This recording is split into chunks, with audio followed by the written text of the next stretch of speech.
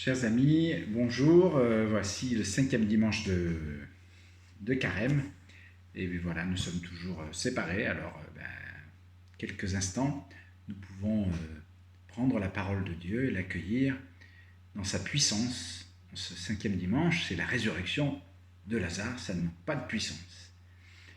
Cet évangile de la résurrection de Lazare est à situer dans ces dimanches de Carême. Il y a eu la Samaritaine, avec ce thème de l'eau vive, qui abreuve tout homme, l'aveugle-né, la lumière de la foi, qui éclaire tout homme, et cette fois-ci, Lazare, la résurrection, la vie, qui nous est donnée par le Christ. Vous voyez bien que c'est un chemin pour tous ceux qui vont recevoir la vie nouvelle du baptême dans la nuit de Pâques. La nuit de Pâques, cette année, ça va être compliqué, mais qui la recevront de toute façon cette année, cette vie nouvelle du ressuscité par leur baptême.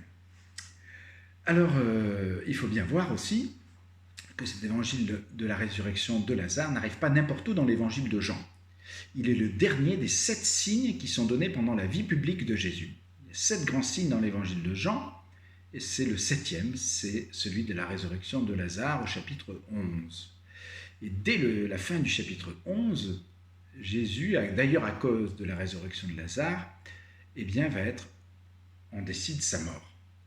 Et dès le chapitre 12, c'est l'entrée à Jérusalem, c'est l'onction à Béthanie, et puis c'est la suite, chapitre 13, le lavement des pieds, et puis ensuite toute la prière de Jésus avant sa mort, sa passion et sa résurrection jusqu'au chapitre 21. Donc c'est le passage, la résurrection de Lazare, dans le temps de la passion et la résurrection de Jésus. Après le livre des signes, c'est le livre de la gloire qui se révèle par la mort sur la croix de Jésus et sa résurrection. Alors voilà, il s'agit bien, à travers cet événement, de découvrir un enseignement de foi. En effet, Dostoïevski avait dit « cet évangile est si grand et si inouï ». Et oui, il est le seul à rapporter l'évangile de la résurrection de Lazare. On ne le trouve pas dans les autres évangiles, c'est étonnant quand même. Mais voilà, c'est une porte d'entrée pour nous que Jean nous offre. 2 choses peuvent nous émerveiller, et tellement en contraste. D'abord, Jésus y manifeste une grande seigneurie. Il apparaît vraiment comme le maître de la vie, le maître de la résurrection. Au début, on lui fait dire « Celui que tu aimes est malade ». Et Jésus ne se déplace pas. Ensuite, on lui annonce que Lazare est mort. Jésus dit « Mais non, il n'est pas mort, il dort ». Et c'est seulement après que Jésus vient à Béthanie, là où Lazare est mort, auprès de Marthe et de Marie, les sœurs de Lazare, qui sont ses amies. Et voilà 4 jours déjà que Lazare est mort.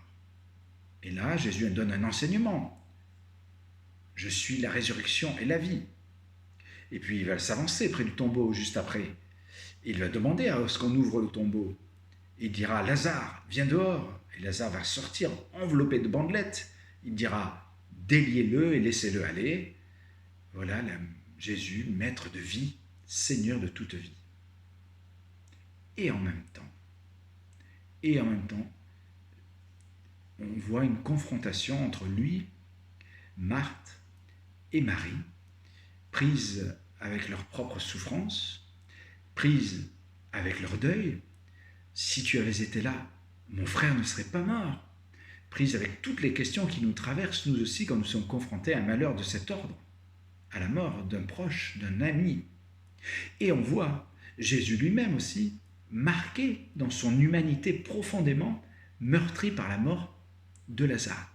Et c'est même un des rares évangiles où on voit Jésus ému jusqu'à l'intime pour son ami. Au verset 33, il est dit « Jésus a la gorge serrée, il est bouleversé ». Un peu plus loin, il frémit dans son esprit et il se trouble. Et au verset 35, il verse des larmes, il pleure son ami Lazare, au point que les gens disent « Voyez comme il l'aimait ». Alors voilà ce contraste étonnant. Est-ce que Jésus fait semblant de souffrir ? Non, absolument pas.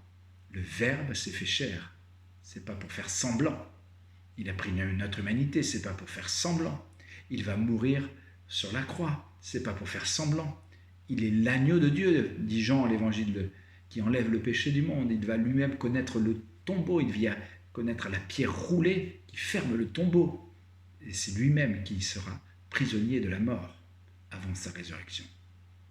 Alors non, Jésus ne fait pas semblant, et le Père Lagrange dit ces choses au sujet des pleurs de Jésus. Père Lagrange, qui a fondé l'école biblique de Jérusalem, dit « Il manifeste son humanité, contagion de la douleur qui existe d'abord dans l'âme de Jésus comme une émotion puissante, une horreur sacrée.